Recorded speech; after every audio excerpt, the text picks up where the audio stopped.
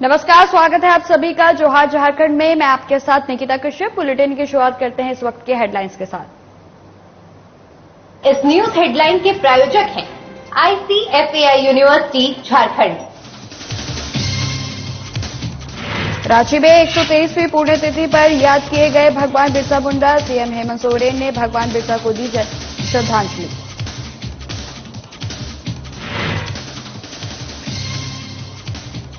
भगवान बिरसा मुंडा की 123वीं पुण्यतिथि आज। केंद्रीय मंत्री अर्जुन मुंडा ने दी बिरसा मुंडा को श्रद्धांजलि। बिरसा मुंडा के बताए मार्ग पर चलने की कही बात।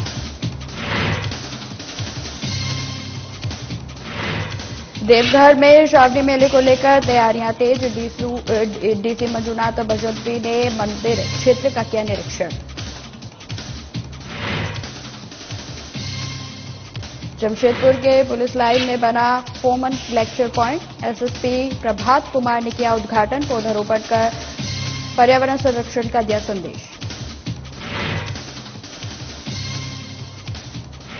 और हजारीबाग का पूरनपनिया गांव मूलभूत सुविधाओं से वंचित। सड़क न होने के चलते ग्रामीण चिंतित। गर्भवती महिलाओं को खासा हो रही परेशानी।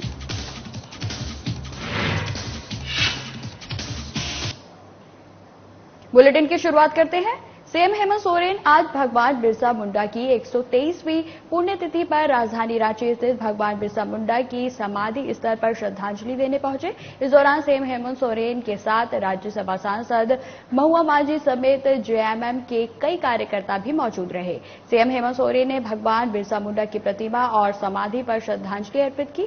उन्होंने भगवान बिरसा मुंडा को याद करते हुए कहा कि भले ही भगवान बिरसा मुंडा ने सालों पहले हम सभी के लिए शहादत दे दी हो, लेकिन आज भी वह इस राज्य के लिए, इस देश के लिए, हमारे समाज के लिए प्रासंगिक है। उनके योगदान को कभी भूला नहीं जा सकता। मैं आपको बता दें कि भगवान बिरसा मुंडा हमेशा अमर रहेंगे, ऐसा उनके द्वारा कहा गया। आगे उन्होंने कहा कि बिरसा मुंडा के सपनों को साकार करने में हमारी सरकार कटिबद्ध है। भगवान बिरसा मुंडा के बारे में ये कोई परिचय के मोहताज नहीं। आज उनके सम्मान पूरे राज्य में, पूरे देश में जहां जहां आदिवासी समाज है, आज इनके जन्मदिन मनाया जाता है। और हमें गौरव है कि ऐसे वीर सपूत हमारे बीच हैं। से निकले उनकी पीछे आज भी आने वाले लंबे समय तक इनके सोच विचार को हम अपने करने। भगवान बिरसा मुंडा की आज 123वीं पुण्यतिथि है। ऐसे तो पूरे देश भर में उन्हें याद किया जाता है, लेकिन झारखंड के परिप्रेक्ष्य में आज का दिन विशेष है। पूरे झारखंड में आज उन्हें श्रद्धांजलि दी जाती है। इसी कड़ी में आज राजधानी रांची के कोकर में स्थित भगवान बिरसा मुंडा की समाधि स्थल पर भारत सरकार के कैबिनेट मंत्री अर्जुन मुंडा उन्हें श्रद्धांजलि देने पहुंचे।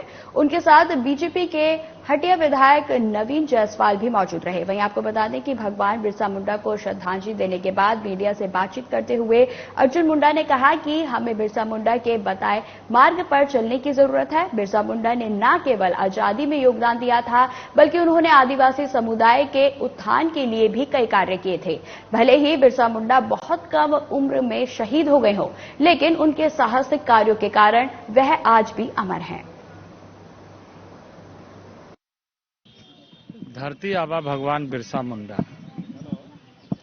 जिन्होंने बहुत अल्प आयु में अपने जीवन की आहुति देकर हम सभी को प्रेरणा दिया है कि किस तरीके से सहचर व्यवस्था के साथ जल जंगल जमीन में जो भी प्राणी है उसकी रक्षा करते हुए परंपराओं के साथ, स्वाभिमान के साथ जीना चाहिए। और आप देख रहे हैं उनके प्रेरणा के परिणाम से जो एक बड़ी संख्या में बिरसायत, यानी उनके द्वारा बताए गए मार्ग पर चलने की प्रतिबद्धता के साथ लोग लगातार प्रेरणा लेते हुए जीवन को जी रहे हैं। तो ये जो आज का दिवस है, आज उनकी पुण्यतिथि है, मैं उन्हें श्रद्धांजलि अर्पित करने के लिए आया हूं उनके समाधि स्थल पर। और उनके समाधि स्थल पर प्रेरणा लेते हुए हम आगे कैसे और बेहतर तरीके से काम कर सके, जिससे देश भर के जनजातीय समाज में, आदिवासियों में विकास के रास्ता आगे बढ़े। धरती आबा भगवान बिरसा मुंडा जी की पुण्यतिथि है। आज हम लोग उनके समाधि स्थल पर श्रद्धांजलि देने के लिए उपस्थित हुए हैं और 25 साल की उम्र में अपने जीवन को त्याग दिए, अंग्रेजों के खिलाफ लड़ाई लड़े, जल, जंगल, जमीन और अपने समाज के लिए, देश के लिए उन्होंने जो संघर्ष किया, अंग्रेजों के नाक में जीने लायक उन्होंने नहीं छोड़ा। आज आप देखते होंगे कि उनके जिस समय उम्र में, जवानी में वो संघर्ष कर रहे थे और देश के लिए लड़ रहे थे, और इसी जगह उनका अंतिम संस्कार हुआ। उनके आज हम लोग सभी झारखंड के लोग, पूरे देश के लोग धरती आबा को याद कर रहे हैं। जमशेदपुर समेत ग्रामीण क्षेत्रों में भी धरती आबा भगवान बिरसा मुंडा की 123वीं पुण्यतिथि पर सामाजिक संगठन के लोगों और नेताओं ने उनकी प्रतिमा पर माल्यार्पण कर उनको याद किया। बताया जा रहा है कि 9 जून को धरती आबा भगवान बिरसा मुंडा का शहादत दिवस मनाया जा रहा है। वहीं आपको बता दें कि 25 साल की उम्र में ही उन्होंने अंग्रेजों के खिलाफ आंदोलन छेड़ दिया था। वहीं आज उनके विचारों और उनकी राह पर चलने की जरूरत है और लोगों के लिए प्रेरणा का स्रोत भी है।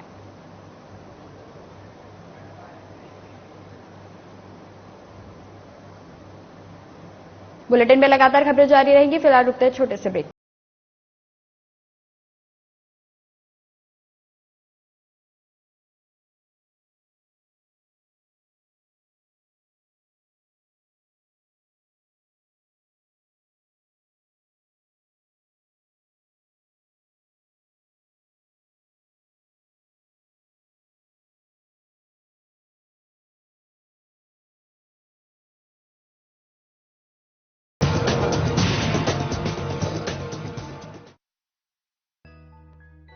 I believe I can. I believe I can change the world. I believe I can fly. I believe I can touch the sky. Welcome to the I. I am Ikfai. Belief called I. Welcome to the I. The Ikfai. Hemant सरकार द्वारा राज्य भर में शुरू किए गए CM school of excellence में प्रवेश परीक्षा का अवसर बना उत्सव और हर्षोल्लास का माहौल। लगभग 12,000 सीटों के लिए 37,000 से अधिक बच्चों ने राज्य भर में दी परीक्षा। आइए सुनते हैं अभिभावक और बच्चे क्या कहते हैं। जोहार, हम इस स्कूल में एडमिशन के लिए एग्जाम देने आए हैं। ये बहुत बड़ा स्कूल है, बहुत बड़ा प्लेग्राउंड है, इसमें इंग्लिश मीडियम है। मुझे बहुत अच्छा लगा कि मैं यहाँ पे आके टेस्ट दी हूँ। ये स्कूल से हम बहुत अच्छा पढ़ाई करेंगे। ये स्कूल काफी अच्छा है। मेरा बहुत मन है कि हम इस स्कूल में पढ़े। हमारे chief minister mister Hemant Soren, उनको बहुत थैंक्स कहना चाहती हूँ कि उन्होंने इतना बड़ा स्कूल हमारे लिए खोला। झारखंड के इतिहास में पहली बार शिक्षा क्रांति में जुड़ा नया आयाम।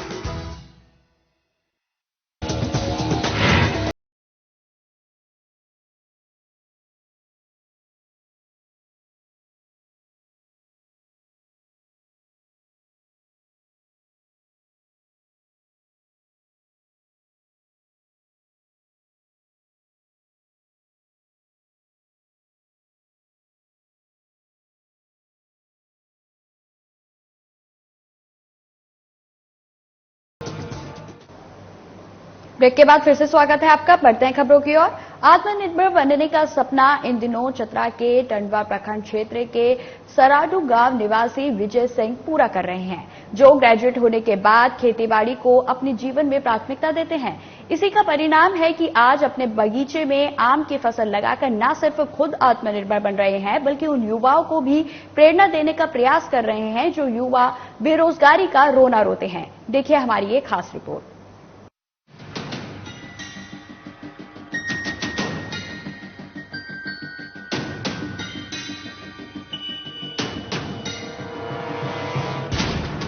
जब दिल में कुछ कर गुजरने का जज्बा हो तो कठिन राह भी आसान हो जाती है। इसे सच साबित कर दिखाया है टंडवा के सरहाड़ू गांव के एक सफल किसान विजय कुमार सिंह ने। जहां विजय कुमार अपनी मेहनत और लगन की बदौलत अपने बगीचे में लगे आम को बेचकर लाखों रुपए सालाना कमाते हैं।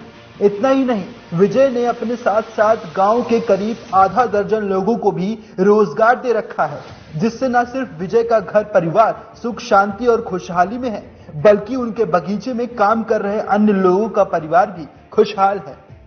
पहले हम लोग बाहर में जाते थे कलकत्ता बॉम्बे कमाने के लिए। जब से यहाँ बगीचा हुआ तब से अपना ही बगीचा में भगवान में हम लोग काम कर रहे हैं। उसके बाद ही अपना काम भी घर में कर लेते हैं और शाम को अपना घर भी चल जाते हैं और रवा रोजी हम लोग के यहीं से चल रहा है। इधर हम लोग यही आमदनी कर रहे हैं। महीना में 10,000 रुपये कमाते हैं। यही पौधा को सेवा संभाल करते हैं। सालों भर काम मिलता है ना? सालों भर 12 महीना यहाँ पौधा को सेवा करते हैं। खाद देना है, गोबर देना है, सब पानी पटाना है, सब सेवा, घास भूसा सब उसको निकालना, चलना यही सब। स्नातक और माइनिंग सरदार की परीक्षा पास कर खेती बाड़ी को अपने जीवन का आधार बनाने वाले विजय कुमार सिंह ने अपने बगीचे में दर्जनों आम की प्रजातियां लगा रखी हैं। उनके बगीचे में दशहरी, दूधिया, गुलाब, खस, रामकेला, आम्रपाली, केसर, बम्बैया और जर्दालू समेत कई अन्य प्रजाति के आम हैं। विजय सिंह बताते हैं कि उन्होंने साल 2012 में अपनी खाली पड़ी जमीन पर 7 एकड़ क्षेत्रफल में करीब 400 की संख्या में आम के पेड़ लगाए थे, जिसमें करीब 4 सालों की कड़ी मेहनत के बाद पेड़ों में फल आने शुरू हो गए। उन्होंने बताया कि शुरुआती दौर में उनकी कमाई 1 से 1.5 लाख रुपए की हुई थी, लेकिन आज उन्हीं पेड़ों से निकले आम को बेचकर वो 5 से 6 लाख रुपए की सालाना कमाई करते हैं। हम विजय कुमार सिंह ग्राम सराढ़ू के रहने वाले हैं। लगभग 7 एकड़ में हम आम का बागवानी लगाए हुए हैं, जिसमें लगभग 400 पौधे हैं। यहाँ पर लगभग 15 से 20 वैरायटी के आम हैं हमारे पास में।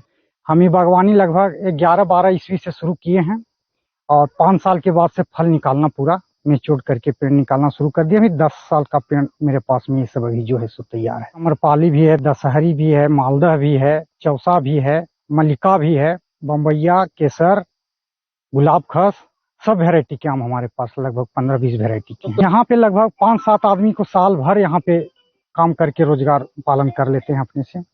लगभग हर साल तो बढ़ते जा रहा है। शुरू से हम करीब 1-1.5 लाख रुपया करते करते भी 5-6 लाख तक पहुंचा दिए हैं इसमें।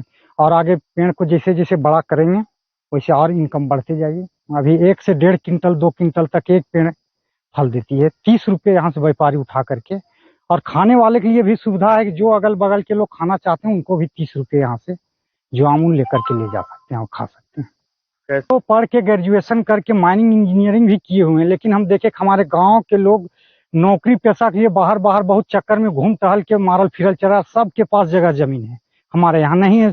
तो वही हम देखते हुए ग्रेजुएशन करने के बाद सोचे देखते हैं इससे क्या होता है सो, और करने के बाद आज के डेट में जो 2-3 नौकरी लोग करेंगे उसके बराबर ही अकेले है बाहर में जाके।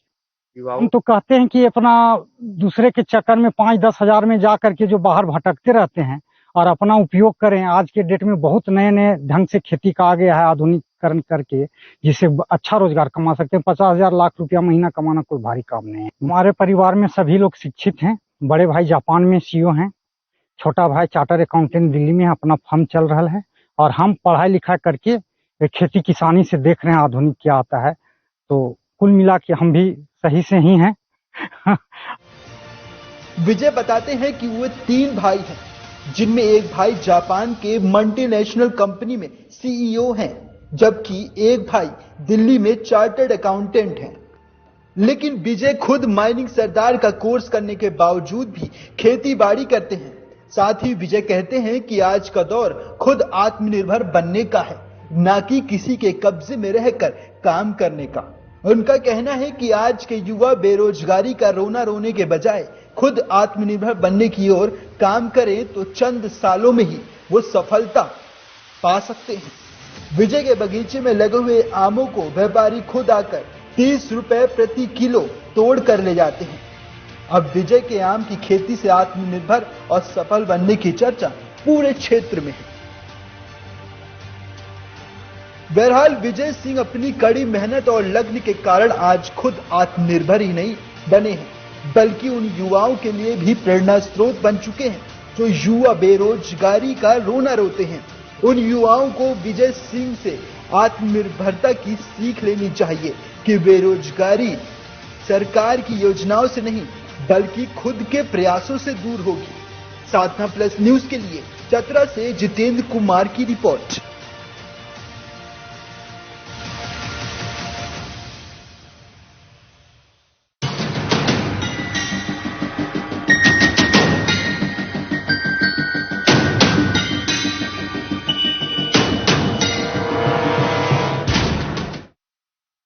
बुलेटिन में खबरें लगातार जारी रहेंगी। फिलहाल वक्त हो चला है छोटे से ब्रेक का।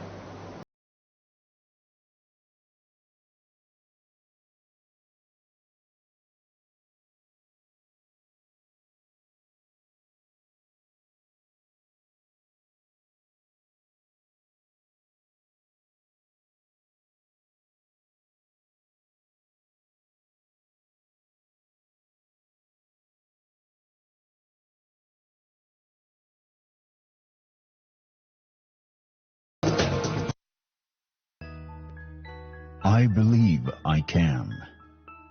I believe I can change the world. I believe I can fly. I believe I can touch the sky. Welcome to the I.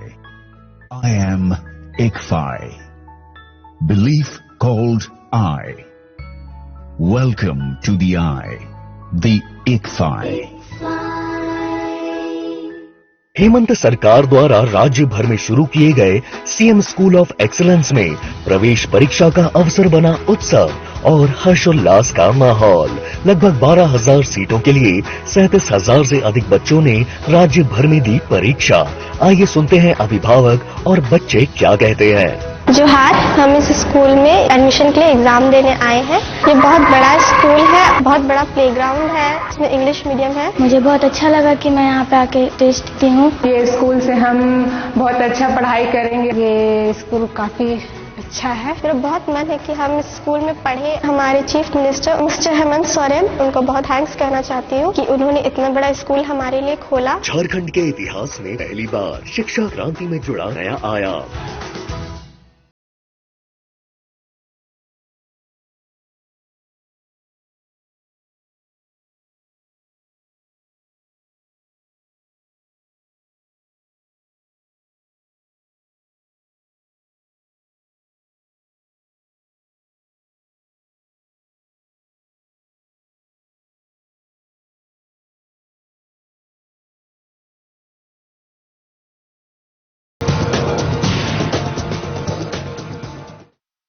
Break के बाद फिर से स्वागत है आपका। बढ़ते हैं खबरों की ओर।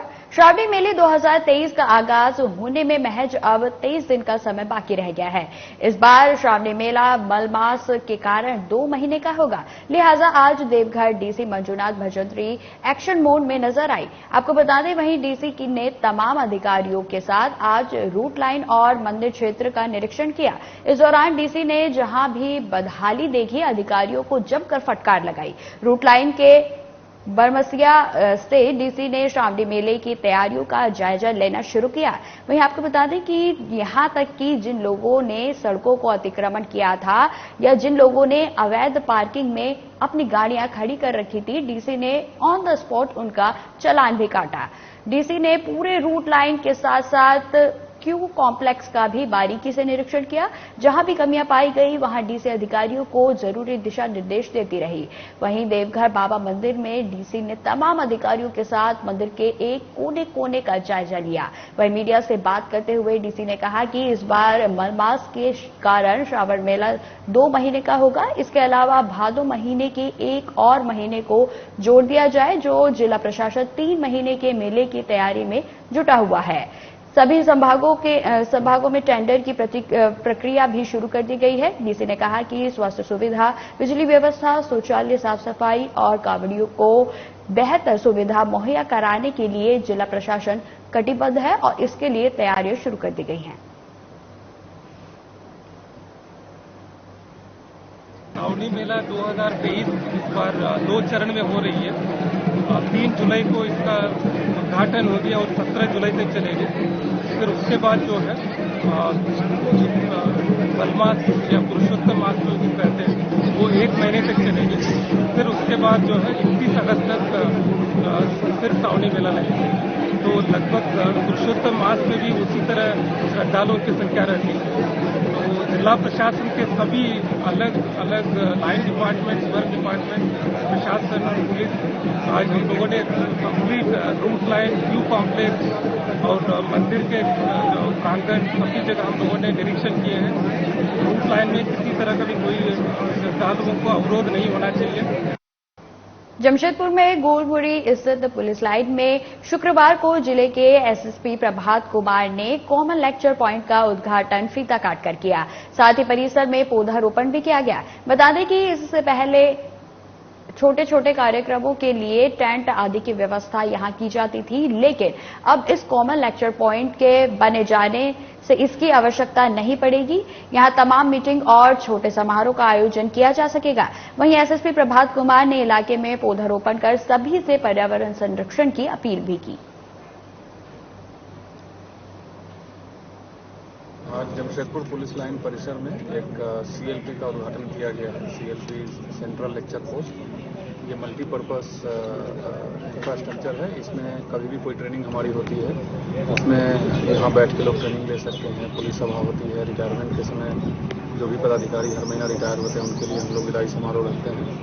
तो अभी तक ये फैसिलिटी यहाँ नहीं थी, जिसके कारण से टेंट लगाना, भाड़े पर कुर्सी लाना, तो वो सब अब नहीं करना पड़ेगा। यहाँ परमानेंट इंफ्रास्ट्रक्चर हो गया है। जैसा आप देख रहे हैं लगभग 125 आदमी यहाँ आराम से बैठ करके कोई भी काम कर सकता है। हजारीबाग के इचाक प्रखंड का दाडी गाघड़ पंचायत, जो अभी तक मूलभूत सुविधा न रहने को लेकर हमेशा चर्चा में बना रहता है। पिछले दिनों यहां के लोग अब तक बिजली नहीं पहुंचने पर जीएम कार्यालय का पारंपरिक हथियार के साथ एक दिवसीय घेराव किए थे, जिसके बाद आश्वस्त किया गया था कि जल्द ही फॉरेस्ट क्लियरेंस के बाद यहां बिजली पहुंचा दी जाएगी। और अब पुरनपिया गांव के लोग सड़क नहीं रहने के कारण काफी चिंतित हैं। आपको बता दें कि पहले भी यहां से प्रसव के लिए खटिया पर गर्भवती को ले जाने का मामला प्रकाश में आया था। उसकी ही खबर के हमने दिखाई थी, लेकिन अब तक सड़क निर्माण नहीं होने पर लगातार यहां पर गर्भवती महिलाओं को परेशानियों का सामना करना पड़ रहा है। आज पुरनपिया गांव में फिर से दर्द से कराह रही गर्भवती महिला को पैदल ही ले जाते हुए देखा गया। बता दें कि प्रखंड मुख्यालय से यह गांव 20 किलोमीटर की दूरी पर है। सड़क नहीं होने से काफी 4 किलोमीटर तक लोगों को चलकर जाना पड़ता है, जिससे काफी परेशानियों का सामना करना पड़ रहा है। ऐसे में अगर रास्ते में प्रसव हो जाता तो फिर मेडिकल की सुविधा कैसे मिल पाएगी, यह बड़ा सवाल है। और अब इससे जच्चा और बच्चा दोनों को ही काफी खतरा है। मैं आपको बता दें कि इस सुदूरवर्ती क्षेत्र में बिजली, पानी और सड़क जैसी मूलभूत सुविधा नहीं है, जिससे लोग चिंतित हैं और उन्होंने जल्द से जल्द इन मूलभूत सुविधाओं को बहाल करने की मांग की है। या हम लोग चढ़ाए गर्भवती महिला को, ग्राम है पुरनपनिया, मेरा नाम है बाबूराम मांझी, कि गर्भवती महिला को चढ़ाइए, उसको दोनों हाथ बांह पकड़ करके। तो एम्बुलेंस को फोन किया, जो हम लोग का थी सहिया दीदी पास, उसको एम्बुलेंस का फोन किया, कोई एम्बुलेंस भी नहीं आया, रोड का नहीं, इसके कारण से। तो इसीलिए एम्बुलेंस रह गया कि पफंदिया चौक में थे, तिलैया पफंदी चौक में। तो यहाँ से पढ़ते पैदले भूलते उन लोग को चला गया, कभी मोटरसाइकिल लेकर के उन लोग बैठा करके ले गए गाड़ी पास। तो वहां से फिर ले गया हम लोग, मैंने उसको लेके चला गया, हम लोग नहीं गए, लेके गया उस अस्पताल। तो इस तरह से मेरा गांव तो स्थिति यही खराब है। दिक्कत बहुत होता है कि बीमार होते हैं तो खटिया पर फिर जाते हैं, फिर रोड का व्यवस्था भी नहीं है। जब हम शादी हुआ मेरा तब से ऐसे नहीं है रोड। क्या चाहते हैं? चाहते हैं बनाने के लिए। गुमला जिले के सिसई प्रखंड में लोगों ने योगाभ्यास किया है और कहा कि योग व आयुर्वेद को पूरी दुनिया के जन जन तक पहुंचाकर सबको निरोगी और आनंदमय जीवन जीने के लिए प्रेरित करने वाले विश्व योग गुरु श्रद्धेय स्वामी रामदेव जी के महाराज जी को सहृदय नमन। हम सभी का मानव तन अनमोल है, इसके प्रत्येक अंगों को अलग 100 साल तक स्वस्थ व निरोग रखने के लिए हम सभी का परमदायित्व है। हमें रोगी, असहाय, लाचार होकर जीवन नहीं जीना है। आपको बता दें कि योग का तात्पर्य तन के साथ मन की शुद्धि, सभी रोगों से निवृत्त और इसका सरल व आसान साधन है। रोगी निरोगी, बच्चे बूढ़े जवान सभी प्रतिदिन सुबह 1 घंटा सहपरिवार योग आसन प्राणायाम करें। वहीं आपको बता दें कि 21 जून 2023 दिन बुधवार को अंतर्राष्ट्रीय योग दिवस के दिन हमारे देश के साथ पूरी दुनिया योग करके योग के रंग में रंग जाएगी और हमारे ऋषियों के विरासत को अंगीकार कर रोज योग करने का शपथ लेंगे। योग दिवस की तैयारी को लेकर सभी विद्यालयों में 5 दिवसीय योग कक्षा का आयोजन किया जा रहा है। आज तीसरे दिन कन्या मध्य विद्यालय सिसई में करवाया गया। अंत में छात्राओं को हास्यासन कराते हुए सभी करें योग, तन मन से हो निरोग का नारा बुलंद करते हुए आज योग सत्र का समापन किया गया।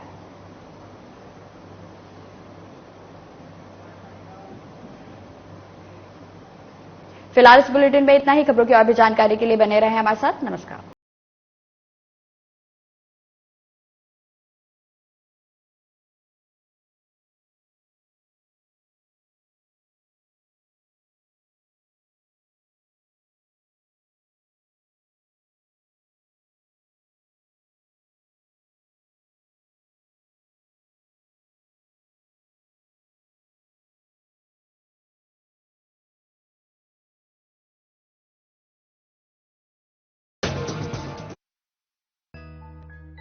I believe I can. I believe I can change the world. I believe I can fly. I believe I can touch the sky. Welcome to the I. I am Ikphi. Belief called I. Welcome to the I, the Ikphi. क्या आप